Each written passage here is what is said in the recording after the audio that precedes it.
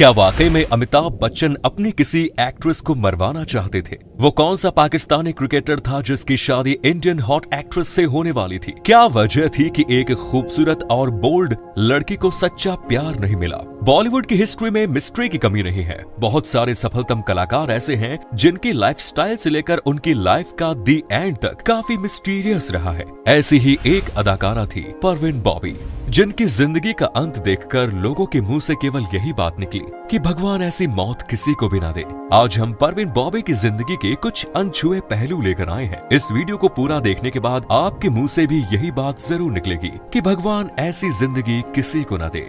वो बहुत ही खूबसूरत थी, मॉडर्न और स्टाइलिश, इतनी कि उसके फिल्म इंडस्ट्री में आने के बाद हीरोइनों को ट्रेडिशनल लुक से अलग हटकर ओपन माइंडेड और मॉडर्न लुक में देखा जाने लगा। इनका पूरा नाम परवीन वली मोहम्मद अली खान था। 4 अप्रैल 1949 को गुजरात के जूनागढ़ में पैदा हुई परवीन अपने माता पिता की इकलौती संतान थी। परवीन को अपनी बेटी के रूप में गोद में देखने के लिए माता पिता को शादी के बाद लगभग 14 साल का इंतजार करना पड़ा। जब परवीन 10 साल की थी, उसी समय उनके पिता इस दुनिया को छोड़कर चले गए। अहमदाबाद के माउंट कार्मेल स्कूल में परवीन की स्टार्टिंग एजुकेशन हुई। अहमदाबाद की जेवियर्स कॉलेज से ही इन्होंने इंग्लिश ऑनर्स की स्टडी भी की। स्टडी के साथ साथ परवीन मॉडलिंग में भी ट्राई कर रही थी। एक बार जब परवीन बॉबी मिनी स्कर्ट के वेस्टर्न आउटफिट में सिगरेट के कश लगा रही थी, तभी फिल्म निर्माता और निर्देशक BRS इसारा की नजर उन पर पड़ी।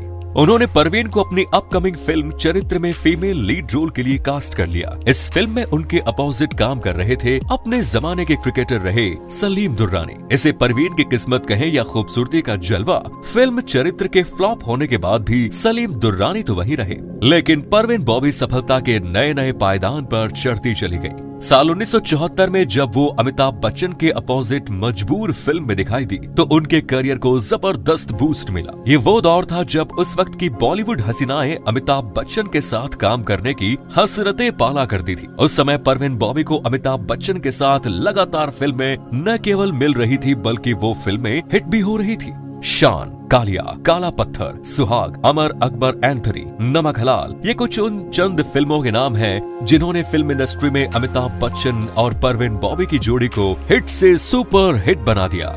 लोग तो इन दोनों के बीच अफेयर की भी चर्चा करने लगे। परवीन बॉबी का पहला प्यार एक पाकिस्तानी पायलट था जो पाकिस्तान इंटरनेशनल एयरलाइंस में काम करता था। उसका नाम जमील था और वो परवीन का रिश्तेदार भी था। दरअसल उस समय परवीन बॉबी कॉलेज में पढ़ रही थी। उन्हें जमील से प्यार हुआ और बात दोनों की शादी तक पहुंची। इन दोनों की सगाई भी हो गई थी, लेकिन साल 1971 में जब भारत पाकिस्तान का युद्ध हुआ, तब उस दौर में परवीन की मां ने इस शादी पर एतराज कर दिया और इनकी शादी यहीं टूट गई। इसके बाद परवीन की लव लाइफ में एंट्री हुई बॉलीवुड के विलेन डैनी डेंगजोक्पा की। ये दोनों लव बर्ड्स एक दूसरे के साथ बिना शादी किए हुए 4 साल तक लिव इन रिलेशनशिप में रहे। ये 70 का दशक था। एक बार डैनी ने परवीन के घर में रखा हुआ शंख बजा दिया। शंख की आवाज सुनकर परवीन बुरी तरह से डर गई और उन्होंने कुछ ऐसा रिएक्ट किया जिसे देखकर डैनी के भी होश उड़ गए। वो समझ गए कि परवीन के ब्रेन और एटीट्यूड में कुछ तो गड़बड़ है। खबरों की माने तो इसके बाद डैनी ने परवीन से दूरियां ही बनाना शुरू कर दिया और 4 साल का ये रिलेशन आपसी सहमति से टूट गया। हालांकि इस ब्रेकअप के बाद भी परवीन डैनी के घर जाया करती थी, उनके बेडरूम में VCR देखा करती थी। इसके बाद परवीन के एक फिल्म बुलेट सिनेमा घरों में आई, जिसमें उनके अपोजिट कबीर बेदी ने काम किया। एक साथ काम करने के कारण परवीन और कबीर के बीच भी एक अट्रैक्शन पैदा हुआ। ये अट्रैक्शन प्यार की सीमाओं को पार करके दोनों को एक होने पर मजबूर कर गया। कबीर के प्यार में परवीन ने अपने करियर को दांव पर लगा दिया। वो कबीर बेदी के साथ यूरोप चली गई, लेकिन यूरोप में वो कबीर बेदी के साथ मनचाहा वक्त नहीं बिता सकती थी, क्योंकि कबीर बेदी अपने काम में बहुत ज्यादा व्यस्त रहा करते थे। परवीन को ये फील हुआ कि कबीर उनको इग्नोर कर रहे हैं। इसके बाद दोनों के रिश्तों में दरार आनी शुरू हुई और फाइनली परवीन कबीर को छोड़कर भारत आ गई। इसके बाद साल 1977 में परवीन की जिंदगी में चौथा प्यार और चौथे आदमी के रूप में महेश भट्ट की एंट्री हुई। इसे कोइंसिडेंस ही कहेंगे। परवीन की जिंदगी में जितने भी लोग आए सभी शादीशुदा थे। उस समय महेश भट्ट एक फिल्म मेकर के तौर पर स्ट्रगल कर रहे थे, सफलता हासिल करने की कोशिश कर रहे थे, लेकिन उस दौर में परवीन बॉबी का करियर अपने पीक पर था। महेश भट्ट ने अपनी पत्नी लॉरेन और पूजा को छोड़कर परवीन बॉबी के साथ उनके घर में रहना शुरू कर दिया। जब महेश भट्ट परवीन के साथ रहने लगे तो उन्हें इस बात का एहसास हो गया कि परवीन की लाइफ नॉर्मल नहीं है, उनके साथ कुछ तो एबनॉर्मल है। साल 1979 में दीवार फिल्म की शूटिंग चल रही थी। इस शूटिंग के दौरान घटी एक घटना के बारे में महेश भट्ट बताते हैं कि अचानक परवीन ने अपने हाथ में चाकू लिया और ये कहना शुरू कर दिया कि यहाँ तो उसे मारने की साजिश चल रही है, ऊपर टंगा हुआ झूमर उसके ऊपर ही गिराने की प्लानिंग है। इसी तरह की बातें करते हुए परवीन ने महेश भट्ट का हाथ पकड़ा और वहाँ से बाहर लेकर चली गई। दिन ब दिन परवीन की तमाम हरकतें बढ़ती जा रही थी।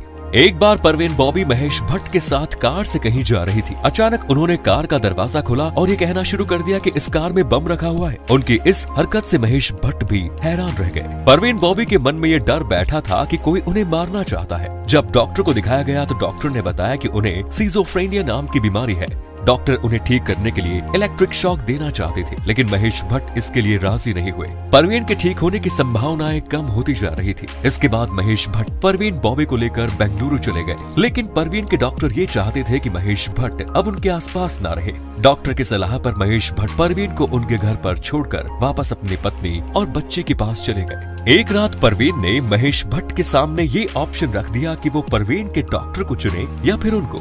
महेश भट्ट की परवीन को बेहतर चाहते थे, इसलिए उन्होंने डिसाइड किया कि अब इस रिश्ते को यही खत्म हो जाना चाहिए। उन्होंने आधी रात को परवीन का घर छोड़ दिया, लेकिन परवीन महेश भट्ट को रोकने के लिए आधे अधूरे कपड़ों में ही सड़कों पर दौड़ती हुई घर से बाहर आ गई, लेकिन महेश भट्ट नहीं रुके। परवीन की जिंदगी में ये अकेलेपन का चौथा हमला था। इसके बाद परवीन ने अपने इलाज के लिए विदेश यात्राएं भी की। इसी सिलसिले में साल 1984 में वो अमेरिका के कैनेडी एयरपोर्ट पर उतरी, लेकिन एयरपोर्ट के कर्मचारी उन्हें पहचान नहीं पाए और उनकी हरकतों की वजह से उनको बेड़ियों में जकड़कर बंद कर दिया गया। ये बात जब इंडियन एम्बेसी तक पहुंची तो इंडियन एम्बेसी ने हस्तक्षेप किया। इसके बाद वो बेड़ियों से छूट पाए। इसके बाद परवीन बॉबी जब भारत आई तो उन्होंने सुपरस्टार अमिताभ बच्चन पर गंभीर आरोप लगाए। उनका कहना था कि अमिताभ बच्चन एक अंतर्राष्ट्रीय गैंगस्टर हैं। उन्होंने उनकी जान लेने की कोशिश की। उनके गुंडों द्वारा उन्हें अमेरिका में किडनैप कर लिया गया और एक आइसलैंड पर रखा गया। वहां उनके कान की सर्जरी करके एक चिप लगाई गई थी, जिससे कि अमिताभ बच्चन उन पर हमेशा नजर रख सके।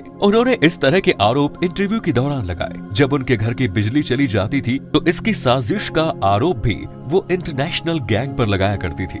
इतना ही नहीं, खुद को मारने के लिए उन्होंने साजिश रचने का आरोप बिल क्लिंटन, अल गोर, प्रिंस चार्ल्स, रॉबर्ट रेडफोर्ड जैसी वर्ल्ड फेमस हस्तियों पर भी लगाया। ये तमाम आरोप बिना किसी सबूत के लगाए गए थे।